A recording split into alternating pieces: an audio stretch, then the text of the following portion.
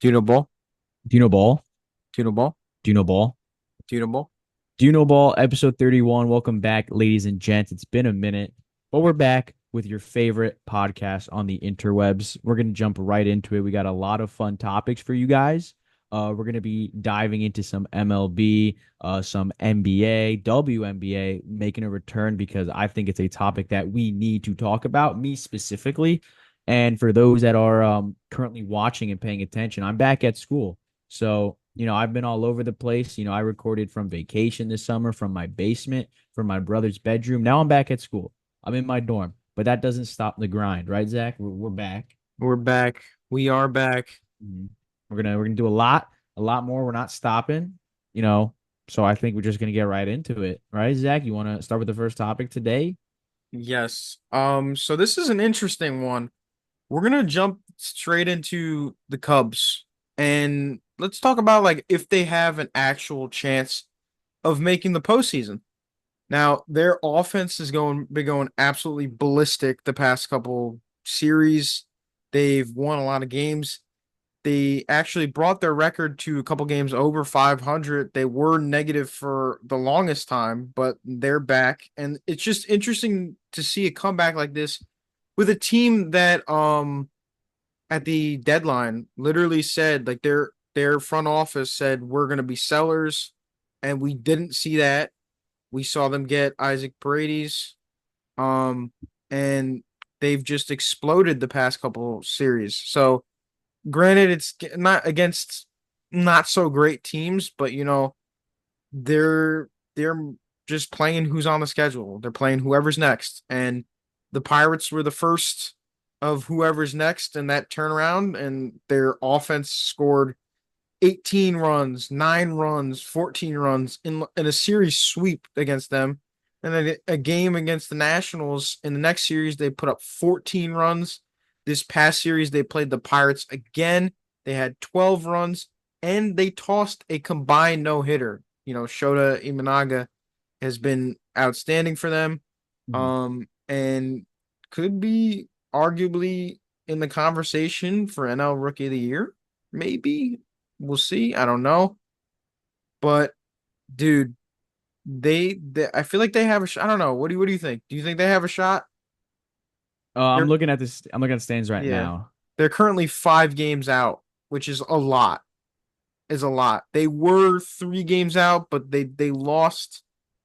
I believe today against you guys, and Wow. Yeah, no, that's right. Because it was Rizzo's return. I didn't watch the game. I saved myself the mental sanity. Um, no, I don't think they make it. I did not know they were 5 games out. I'm being educated right five now. games. 5 games is a lot of games, No. but I there's still like 20-ish games left. It's not mathematically ruled out. Like they well, have the star power. I They have mean, they have the talent. one of the teams in front of them is the Mets, so maybe they make it. All right. Well, we're gonna get into that because I'm gonna drop the hammer. But I don't know. No, They yeah. got the star power. They do. Like they if you look at their roster top to bottom, they have everything they need. It's just a matter if they could put it all together and piece up more wins. That they literally have to win majority of the last like 20-ish games in Mhm. order for it to even be a conversation, because they were 3 games out and then now 5 games is just getting a little rough. Yeah, and then on top of that, Justin Steele heads to the IL. Oh, I didn't Obviously, know that. yeah, one of their best pitchers. Okay. One of the best pitchers in the league last year for sure. This year he's been on the IL a couple times. I think this is his second stint. I think he started the year off on the IL or after opening day. So it's a little bit of a hit for them. And then you were talking about them being sellers at the deadline. They traded for Paredes, Isaac Paredes, who's going to be their guy for the foreseeable future. So maybe not this year, but I could totally see them maybe making a push next year. Maybe going after someone or a Yeah. couple people in free agency. I mean, the only real threat in that division is the Brewers. And the Brewers have the division on lock this year. But who knows? Maybe next year the Brewers regress, the Cubs get better. They keep developing guys. They signing guys. But I mean, even though there's however many games, 20, 30 games left, them still being 5 out, a lot has to go right. You have to win out, and the Mets and Braves in front of you would have to lose. So just a And lot that's not has to, happening. well, maybe the It's Mets, not but happening. not the Braves. So a lot has to go right. A lot has to go right, and I just don't think it's gonna go in the Cubs' favor this time around. Yeah, no, the Cubs are pretty much done, I believe. But let's roll into the next one. Let's roll into the NL wildcard race as a whole.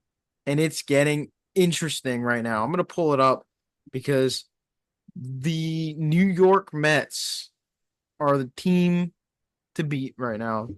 My God, have they gone on an absolute tear? I don't care what you say.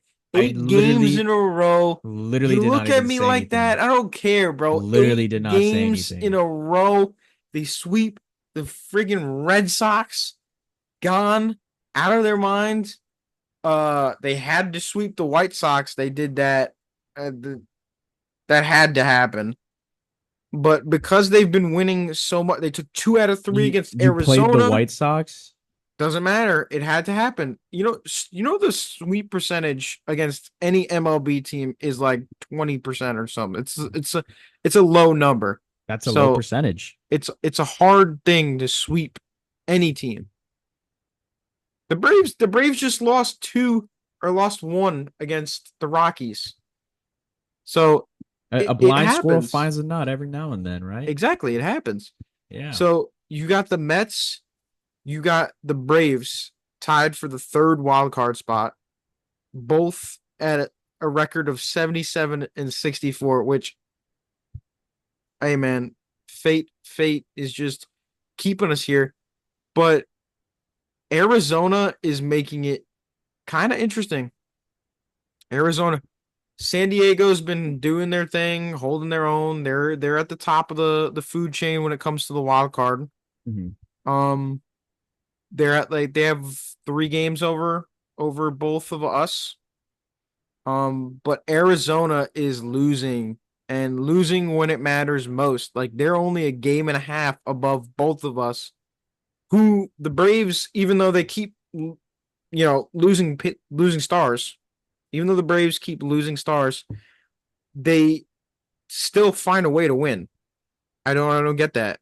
Mhm. It's mind boggling to me. And then the Mets just I don't know, something special is going on right now, and it just seems like they can't seem to lose. Do you want to hear a fun fact about the Mets? Sure. Out of the 4 teams in the wild card race right now, they have the worst run differential and they've allowed the second most runs. Okay. I wanna. If I can't find it, it's fine.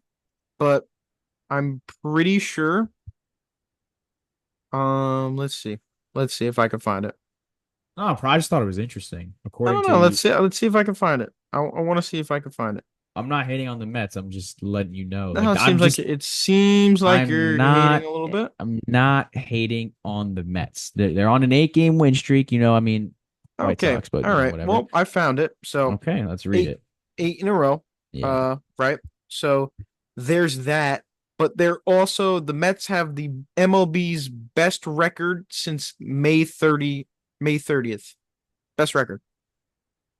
And that record is 55 and 31 after today's win. Best record in baseball All right. since May 30th. Fact check me. Go ahead. Call me on my bluff. Call me on my bluff. I'm not saying you're lying. Best record in baseball. I saw a tweet similar about And you're that, but talking about run differential and all that kind of crap. I'm just Best saying record in baseball. it's a stat. I know you don't know what it is, but it's a stat. I can't find it. I don't want to go digging for it. If you say it's true, True. then Best I'll record take in it. baseball. Okay.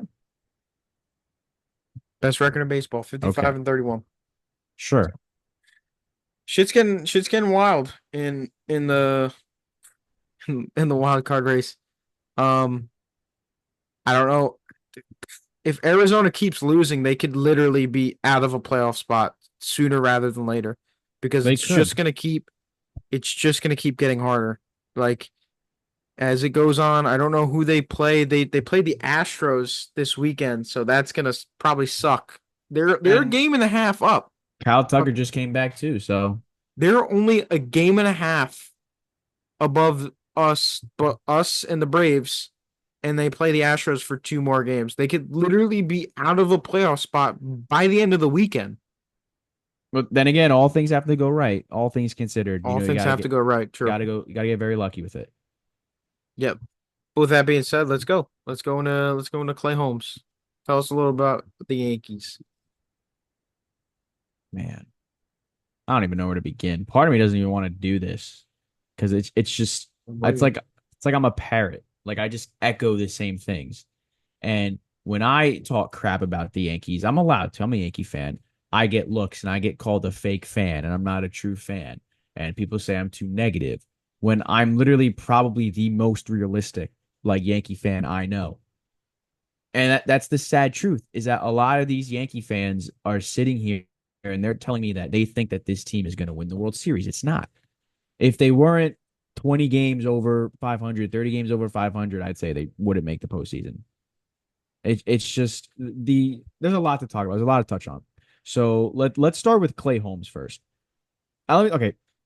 So for those that don't know, the Yankees are the worst good team I have ever seen. It's just a fact. They're the worst good team on planet Earth. Okay. And we're gonna start with Clay Holmes because the other night, that Rangers game quite possibly was one of the worst 3 hours of my entire life. It was so bad, right? You're up, what was it, 4-1 in the ninth. Clay Holmes on the mound has no composure. He's shitting his pants on the mound. You can see the lumps exiting his legs. You just see them on the mound piling up with every breath he takes. This man has no poise, no like no composure on the mound. He has visible breakdowns, and they still send him out every single game. And I was so upset when I saw the score was 4-1 because I turned to my roommate and I said to him, I'm like, this is still a Clay Holmes game. And I was right. And unfortunately, Clay Holmes does what he does best. He saved the game for the Rangers. He gave up a grand slam to end the game. Not even like I just can't. He just should not be the closer. And this all stems on Brian Cashman for not going out, not addressing the closer role. Aaron Boone, after the game, was still defending Clay Holmes, but now Clay Holmes is out of the closer spot. And now they're just going to go like closer by committee. They're just going to say whoever they feel is good that day. Luke Weaver just closed the game today. I mean, he's been great this year, but we're going to rely on Luke Weaver or Tommy Canley. I really wish Jonathan Loaisiga was healthy because if Loaisiga was healthy, he would probably be the closer. And now I have to see people say that they want Luis Heel as the new closer, one of our best pitchers this year. And you want to stick him at the back end of the rotation now, or not the rotation, the back end of the bullpen and be the closer. It's just this team probably has one of, if not the worst bullpen in all of baseball.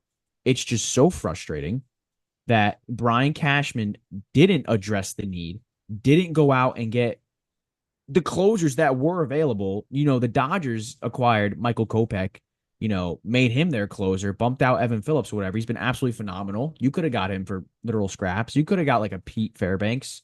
I don't remember what other closers were available. But it's just Tanner so Scott, frustrating. Tanner Scott, exactly. Tanner Scott. but he's not really the Padres closer right now. But that doesn't really matter. Good. It's just so frustrating. Dude, It's I got a few questions, bro. Like Mhm. honestly. Yeah. Like first of all, I didn't even know Clay Holmes was out of the closer spot.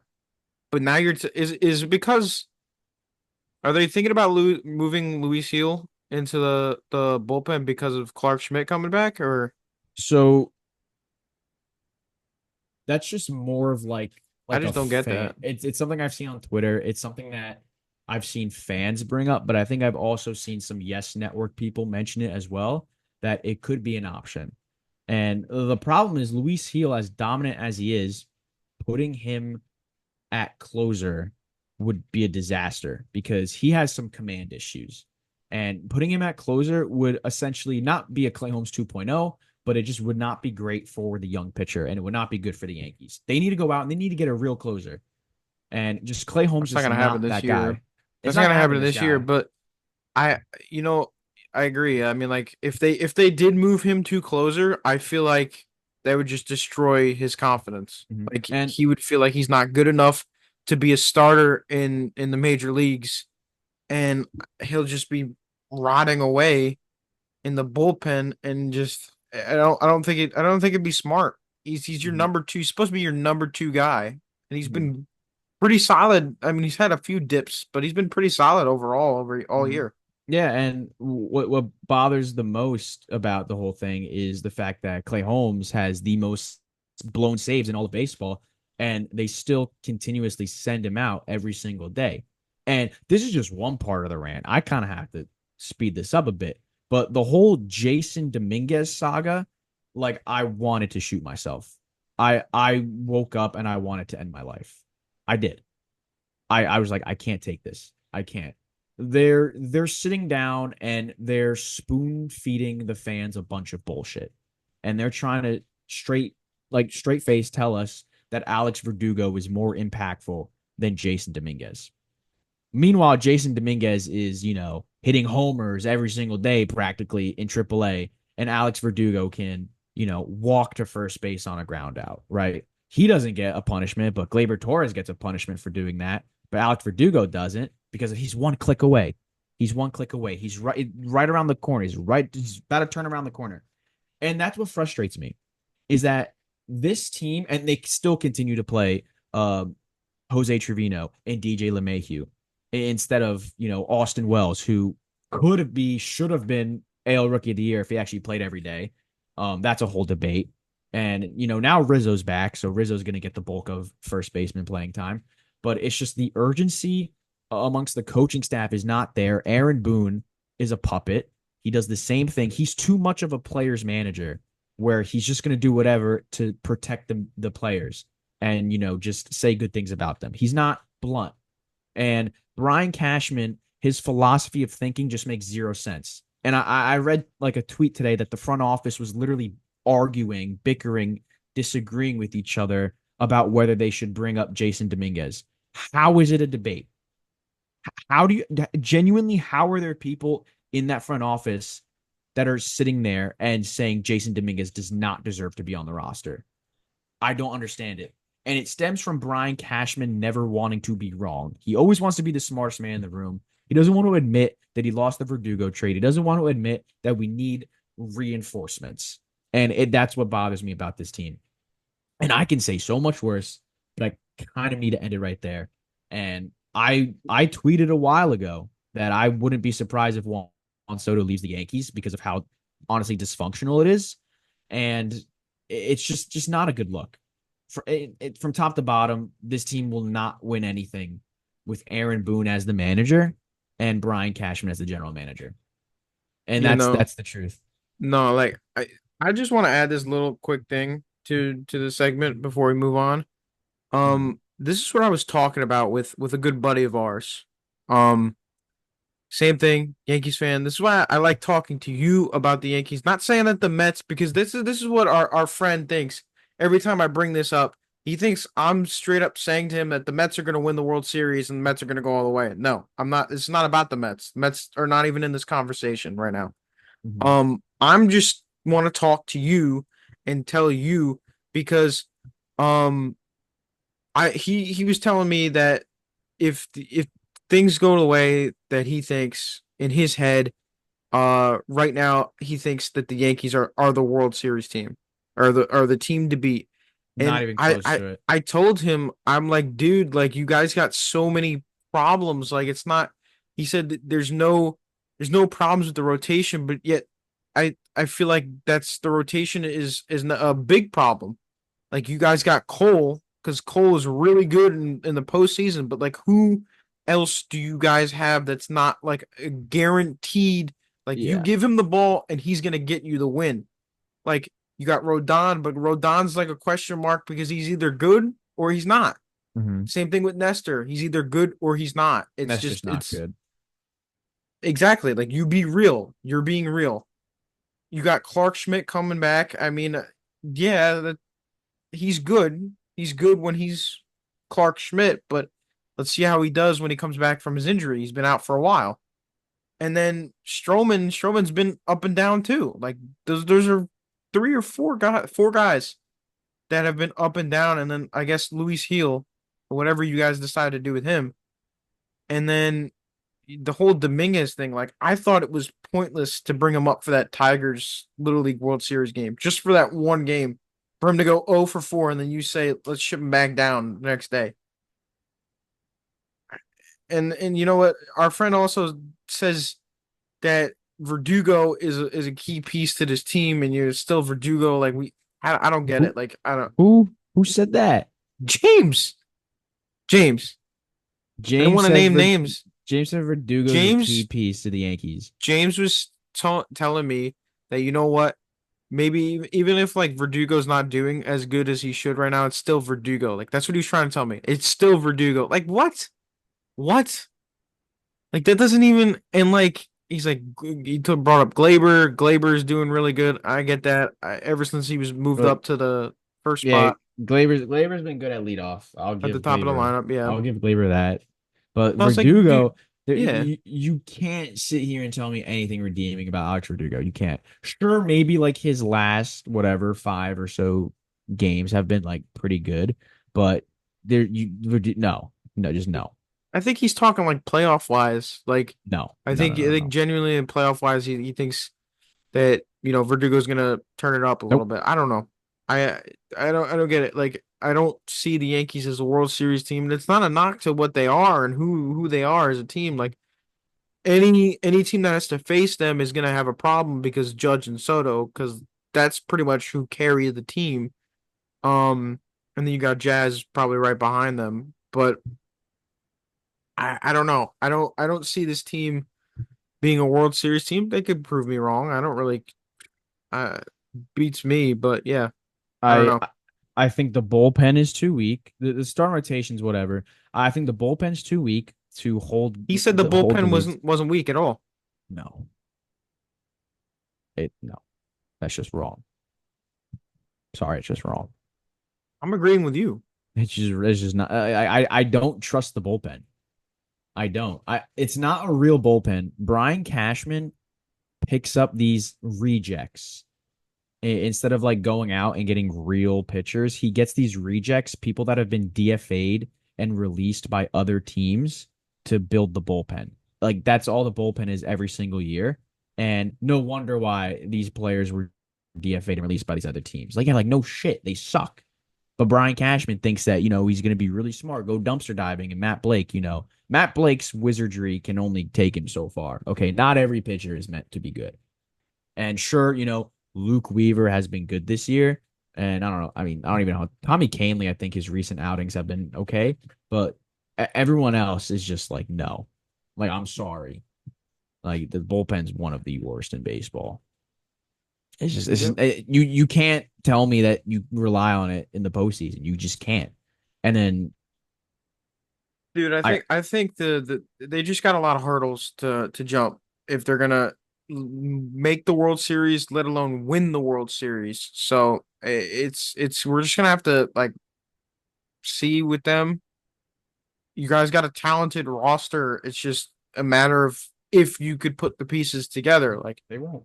Okay, don't they have there, to bring up Dominguez sooner or later in order for him to be on the playoff roster too? yeah, there's some rule with September call ups and they're just too feeble. They have They to bring him up, right? Like they they you would think that they were going to bring him up for they the probably playoffs. won't. They won't. That's crazy to me, though. If they think Verdugo is this Lord and Savior Stop. that they're making him out to be, then whatever. I just the Yankees are just so known for mismanaging prospects that I really hope Dominguez is not the next guy that they mismanage.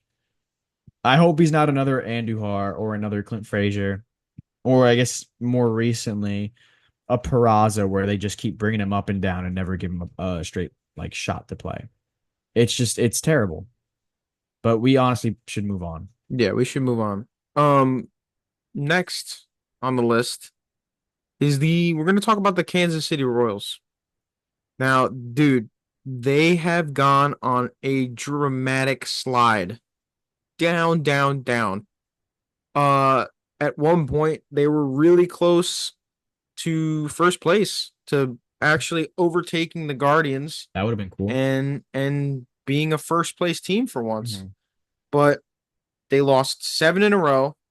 They lost two out of three of those seven games against the Guardians, which would have been key games to win. If you won the series, we could be looking at a different race in that division. Mhm. And the past two games that they've won, one has been against the Guardian. They salvaged at least one game against the Guardians. And then I believe they just beat the Twins today. So they're floating around. They're still obviously in a wild card spot. It's not to say that they're not going to make the playoffs. I think they still will. But a lot of things are not going their way. Like Vinny Pasquantino, he's hurt. I don't know when he's coming back, but I think it said 4 to 6 weeks with like a thumb injury or something like that. Which is a huge blow because he's meant a lot to that team. And currently they are 4.5 games out, which you would think they'd probably be more with their 7 games losing in a row, like losing 7 games in a row.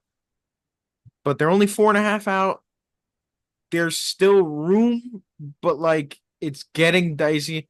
I usually always say, I said this to you, especially a few weeks ago, especially about the Mets. I told you, remember I said four games is like danger zone. 5 games, you're really rolling the dice. And then anything past that, you're done. So they're pushing that edge of rolling the dice because there's not a lot of baseball left. There's about like maybe a month left of baseball, and Yeah. they're still like 4.5 games out. So it's not impossible, but like, dude, it's gonna be a tight race for them. I don't know. Yeah, them and the Guardians. I mean, we'll see, but that would be fun. I think, especially with Bobby Wade Jr. having such a great year, I think would be good for Royals fans to maybe have another thing to celebrate about. But it like you said, it's gonna be close. It's gonna be fun. Um, but we'll see. Guardians are just always a very good team. They play a very simple brand of baseball, a very high school brand of baseball, and they're proud of it. And I guess whatever works works. So I guess with that being said, I mean I got nothing else to touch on for the Royals unless you want to. No, I was just looking up to see if they play the Guardians again. I don't believe they do. Not like I'm not seeing any of the Guardians on their schedule. So they're gonna have to rely on other teams beating the Guardians, which the Guardians have been actually really good this year, or at Yeah. least good enough to win the American League Central. So 81 and 60. They've been really good. So have the Um, Royals. The Royals have shocked many people. they've been a big surprise, very big surprise, and they just got to keep building on that core. I don't know, dude. I think it's gonna take a good amount for them to overtake the Guardians. It's not, never say never, but like I think they're gonna be a wild card spot team. They're gonna be a wild card team. 100%. Absolutely. Yeah. Absolutely. The wild card is going to be one of the Yankees or Orioles, whoever loses.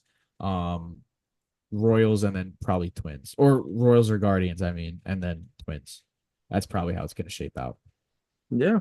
I mean, I don't know. I don't know about you, but there's nothing really much to add more there. No. Do you want to lead us into our next topic? Yeah, we can talk about the Jeff Passan bomb at 1 a.m.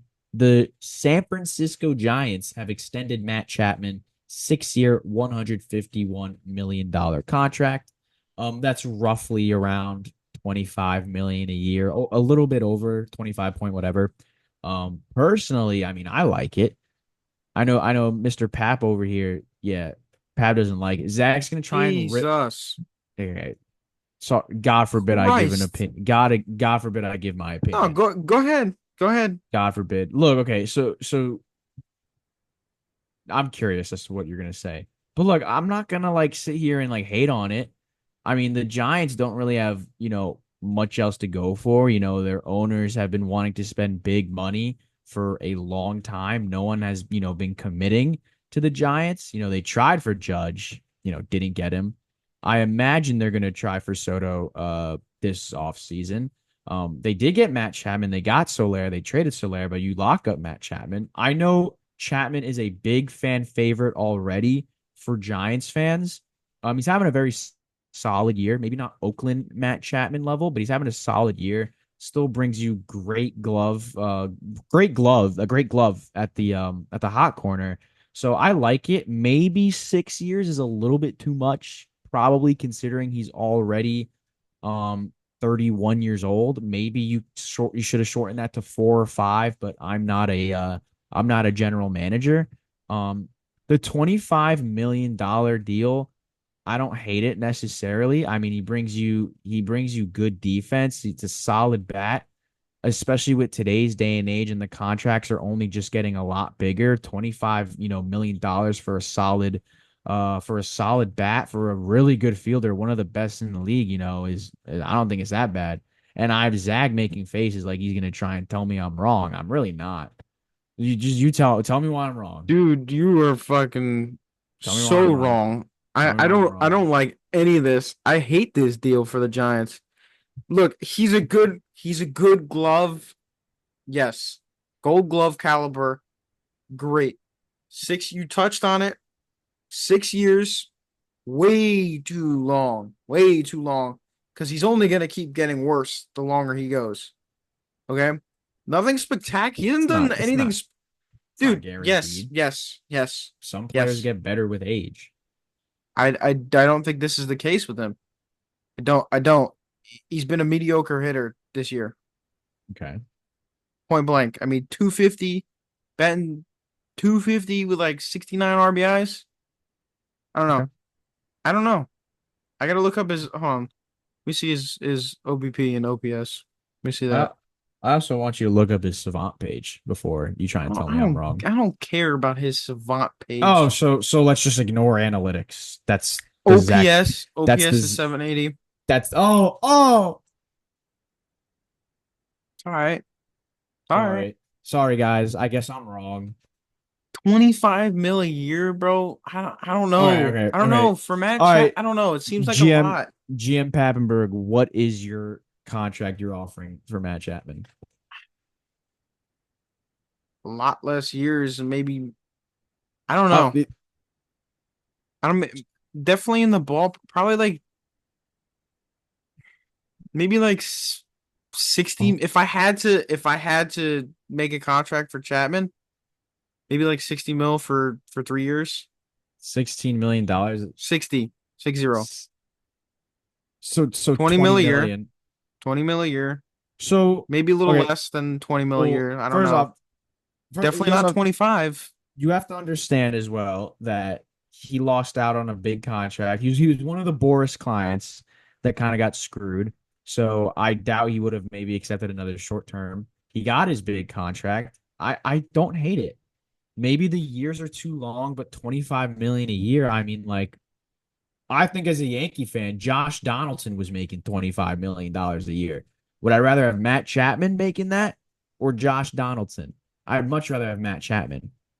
I think that's a perfectly fine contract. He has a better I don't bat than know. Donaldson, a I much don't know. better fielder. I think he's getting overpaid, and I don't like the years. Look at his That's the point. Like I'm looking at, look at I his see Savant all page. red, and yes, Oh, I get it. yeah, I get but it. he's an average hitter. He's I mean, better no, than you think. no. I didn't say he was. No, no, no. I said he's having Yeah. an average year. That's what I said. So would that not by default make him an average hitter this I don't year? know. He's having an average year. I I don't just think think he's having anything. It's not anything to write home about, though. Like, look, did it was it enough for them to give him slap on 6 years, 151 mil? I don't think the so. fact of the matter I is don't. You can't convince me The otherwise. Giants have money to spend. They have money to spend. They've been trying to get a lot of guys for a long time now. And I know he's a San Francisco favorite. The fans love him. I was reading some posts, just do some research before the pod. The fans are ecstatic to have him back. So I think it's a win-win for both sides. Who honestly, if the Giants are going to try and make a push for the postseason these next couple of years, I don't think they'll make it personally, just because the NL West is very competitive. Um, But, that clearly wasn't a problem for Matt Chapman. He wants to stay with the Giants. So as long as, people buy his merch, I'm not sure the Giants are going to care. They like him. They like him. They got I guess a I mark guess San deal. Francisco do whatever they want to do. Yeah. I guess he's their guy. They locked him up. Whatever. Whatever. I think it's an overpay. I You're a think it's an hater. overpay, and I don't like the years. I've said this. I said that a million times already, but I don't like it. I don't like it. By the end of his contract, he's gonna be what, like 37, Yeah, 38, but somewhere around there. at the end of the day, like you're not paying him for his 37-year-old season. You're going to be paying him for his like next 3 years, his prime years. You know what I mean? And by that time, in the next 6 years, there's a chance that the Diamondbacks maybe could fall out of it. The Padres, you never know what could happen with those NL West teams. Hell, even the Dodgers, you just don't know. Mookie, Freddie get older. They'll still have Otani. Otani will be 6 years older. He'll be 36, right? Probably. Yeah. So you never Probably. know. You never know. The Giants just have money to spend.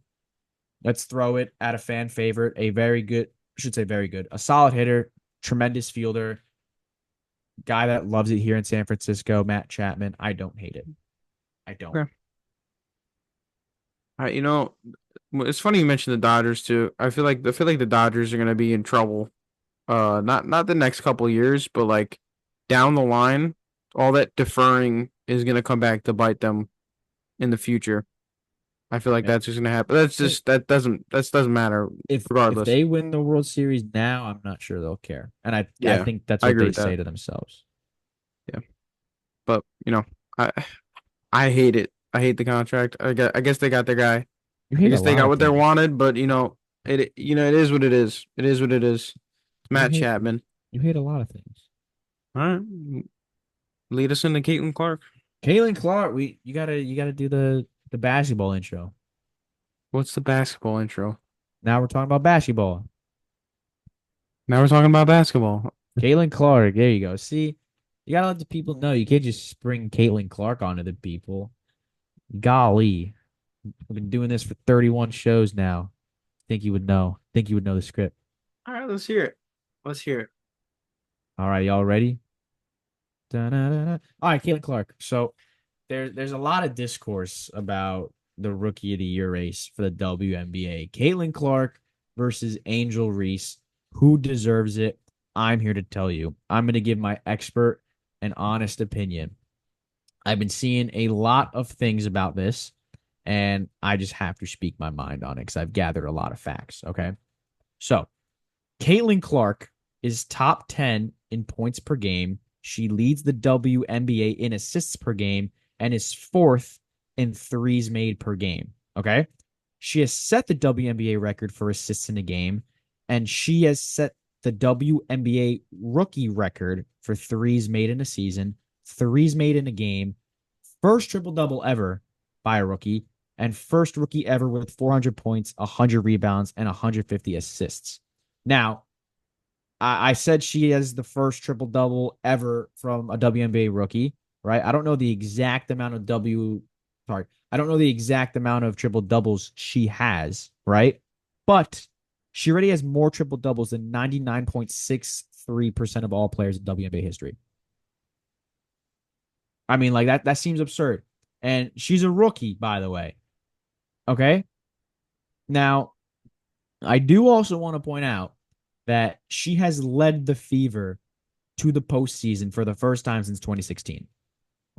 The Fever, for those that don't know, have been a really bad team the last couple of years. They've gotten back to back first overall selections.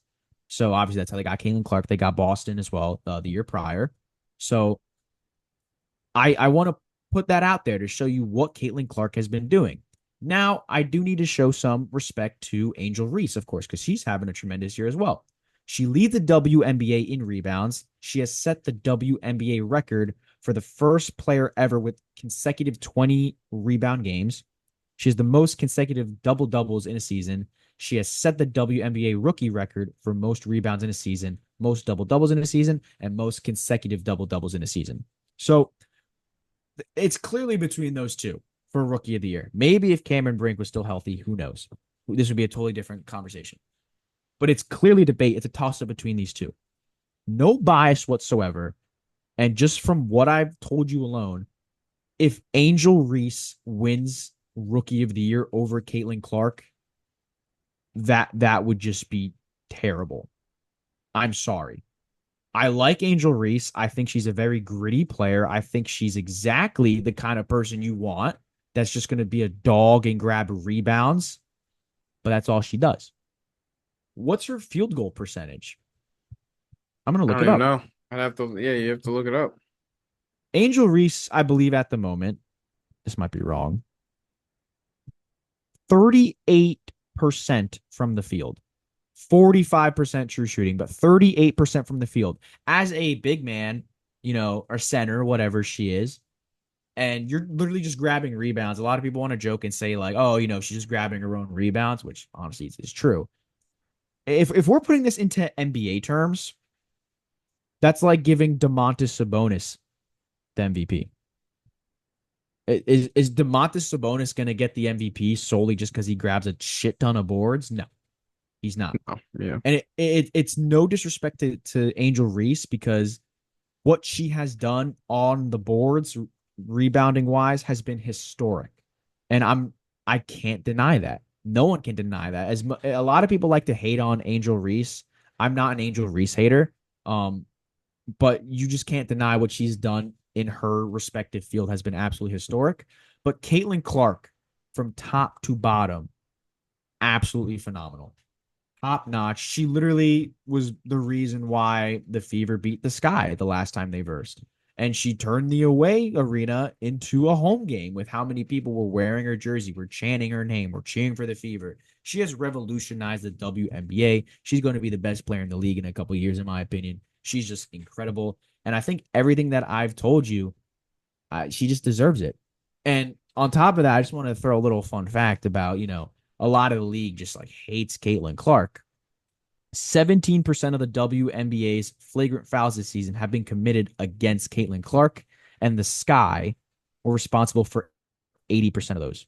Now, for those that don't know, for those that are casuals, Angel Reese plays on the Chicago Sky. So clearly, not Angel Reese necessarily, but clearly there's some, heat between the Fever and Sky, and that could be a fun rivalry for years to come.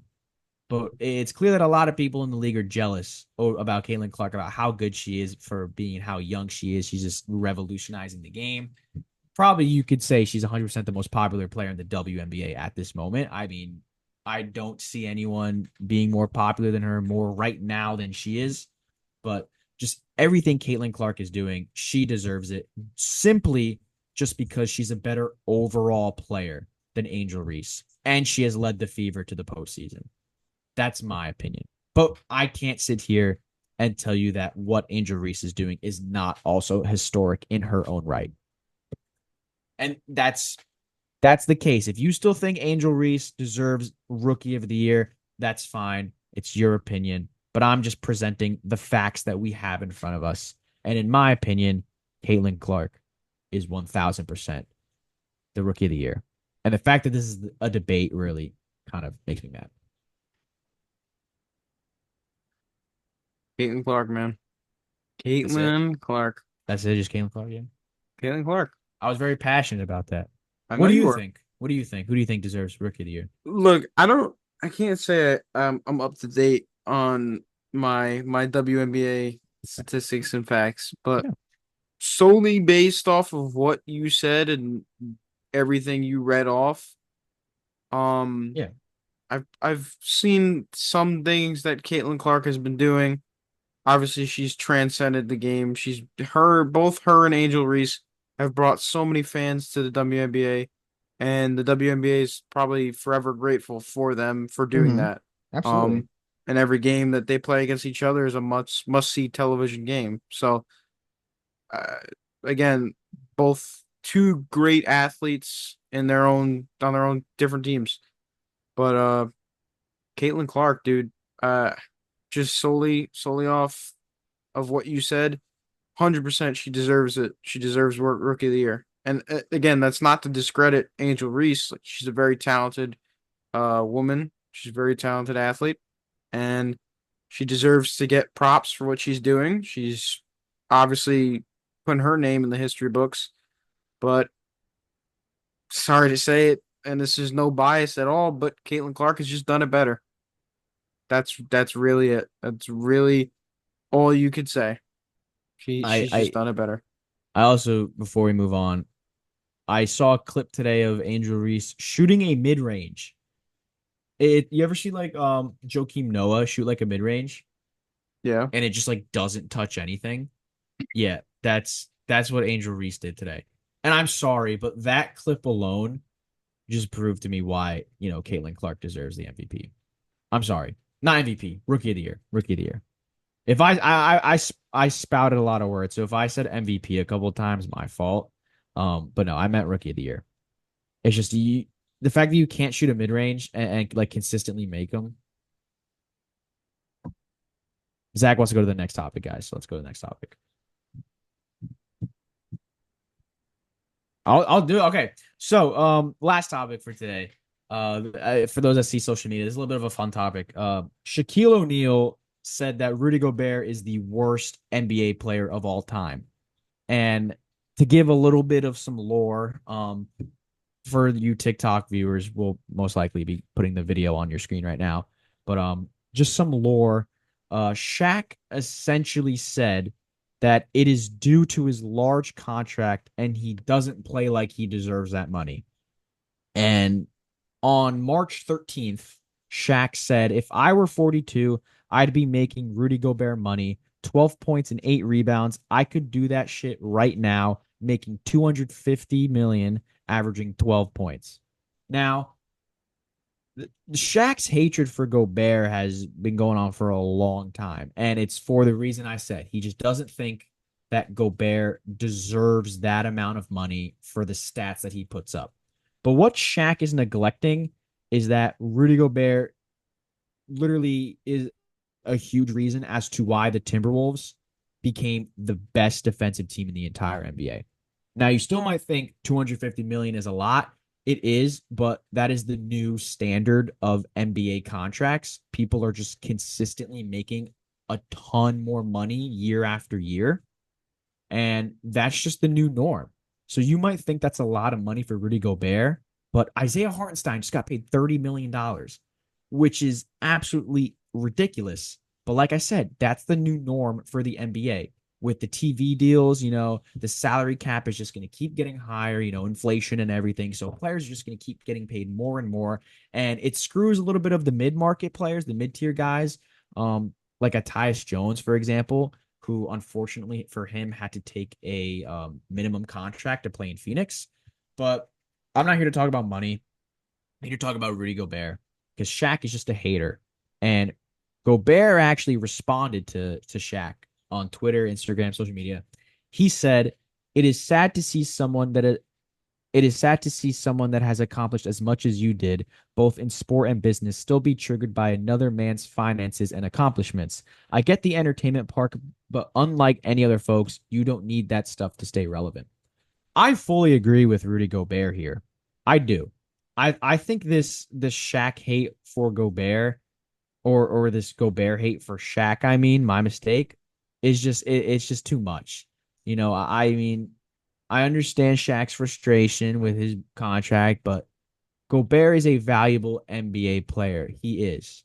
He's one of the best defensive players in the league's history. Honestly, is probably going to be a Hall of Famer. Let's be realistic at this point. It's just the hatred is just it's just too much. It's a little corny in my opinion. Um, and he also threw Ben Simmons in there. I didn't even touch on that, but this is more like as Yeah. one of the worst players. This is more of a Throw, Rudy Gobert, but Throwing Ben Simmons in there is kind of a low blow. I'm not gonna lie. yeah, Um, like he's bad for different reasons. But yeah. Gobert's not even bad. He's not. He's just Look, Ben Simmons, bro. Ben Simmons, for what it's worth, I mean, he was really good in in his time with the Sixers. Like he was absolutely truthfully a really good player, regarded as one of the best in the league, potential MVP. potential MVP. Could have maybe if he stayed a little bit longer and played like he played in his first couple of years, Um, maybe they could have gone further in the playoffs. Maybe they could be a championship team. I don't know. We'll never. That's one of the questions we'll never really know because it'll never get answered because he's never going to go back, and he'll never be the player that he was because of his mental block and his mental. Like I just think once he went away and took that time off, he's just never been the same, and that's just the straight up truth. So I feel like it's just not fair to just throw his name in the bus. I feel like it's just a low blow. And with the Shaq and Gobert thing, dude, I agree with Gobert. I don't think that Shaq should have even tried to start something that didn't even need to be started in the first Mhm. place because he doesn't need to attack one of the NBA's best centers just because he feels like it. Like it's Mhm. undeserved, it's unprovoked. It's not like Gobert was trying to start anything with Shaq. Shaq can stay relevant by just being Shaq. And that's the truth. Like Gobert means a lot to any NBA team that he's on. He is a defensive wizard. Um, he wins Defensive Player of the Year like what, like almost every year. I mean, I don't even know how much he's got at this Yeah, point, I'll but look it up. I think it's yeah, like look it up. three or four maybe. He's got a ton. He's got a ton. So you can't say that he's not valuable to a team. Four time. You can't say that, discredit what he's doing, say you could do that shit right now because I'm gonna keep it a stack. Shaq, you're one of, if not the greatest center of all time, most dominant center of all time. We get that. Right now, Shaq, I'm sorry, you're not doing anything. You would not be good in the NBA right now. You're out of shape. Sorry to say it. You're out of shape. You're not NBA ready right now. Yeah. Go It's in this late stage. You're not ready. Gobert is a seven-time NBA All Defensive First Team member, four-time NBA Defensive Player of the Year, three-time All NBA Third Team, one-time All NBA Second Team, and three-time NBA All Star. On top of that, he's got not two silver medals from the Olympics. So this man is a Hall of Famer. Like he's a Hall of Famer for his defense alone. And on top of that, what he's done in the Olympics, silver medals is still a silver medal. So he's a Hall of Famer. So Shaq, I think the hate, needs to. I just think it needs to go away a little bit. I do. No, I think wait till it's unnecessary. Gobert wins a ring. T Wolves, they could do it. Wait till he wins a ring. T Wolves are a talented squad. We know they can make it far in the playoffs. We know they're probably going to go back there this year. And they'll have more experience than they did the year before. Wait till he wins a ring, and then he's going to really solidify his spot in the Hall of Fame, and probably make Shaq eat his words. Probably I make mean, Shaq eat his words. Shaq will probably still double down on it, even if Gobert makes the Hall of Fame. I don't know. But It's a crazy statement. I don't understand I agree. why this needs to happen. And especially the part that he says, unlike other folks, you don't need this stuff to stay relevant. That's what Gobert said about Shaq. I agree. Like unlike like a Skip Bayless or like a Stephen A. Smith type of guy, like Shaq is Shaq. Like everyone knows Shaq. He owns almost every business in the entire freaking world. He's in almost every commercial. So it's like you don't need this stuff to stay relevant in the basketball field.